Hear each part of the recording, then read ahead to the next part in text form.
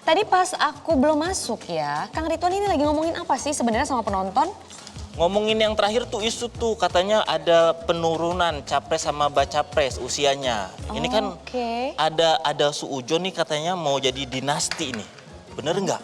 Waduh, itu sebenarnya kekhawatiran siapa ya? Kekhawatiran kita aja atau misalnya kekhawatiran banyak masyarakat?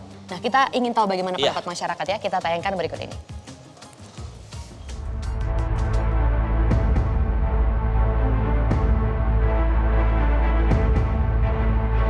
Pesta Demokrasi 2024 tinggal hitungan bulan. Namun kegaduhan politik masih terus berlanjut dengan gencarnya manuver yang dilakukan Presiden Joko Widodo.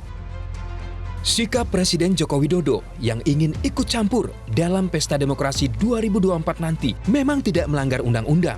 Namun, jika dilihat dari kacamata etika bernegara, apa yang dilakukan Joko Widodo telah menuai sorotan dan sindiran publik di tengah situasi politik yang memanas.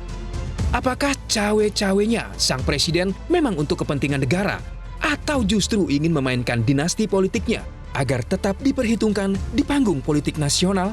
Dinasti politik itu hanya akan merusak citra demokrasi yang ada di Indonesia sih. Dinasti politik ini berkaitan erat dengan kolusi dan korupsi.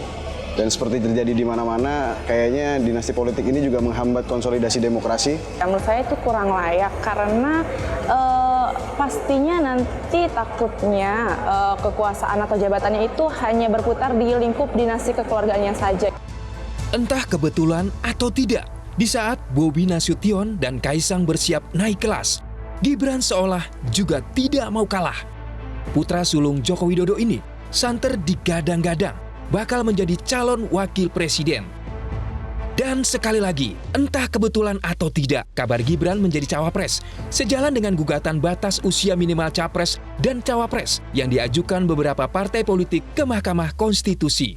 Saya rasa sebetulnya batasan-batasan itu sebetulnya nggak usah terlalu ada gitu. Jadi kita bisa membuat demokrasi ini menjadi bebas bagi siapapun. Anak-anak muda juga bisa berkontestasi, tapi perlu diingat jangan sampai ada tendensi politik di sini. Menurut saya memang ini seperti diburu-burukan. Entah ini karena tahun politik yang semakin dekat atau memang ada kepentingan dari salah satu pihak.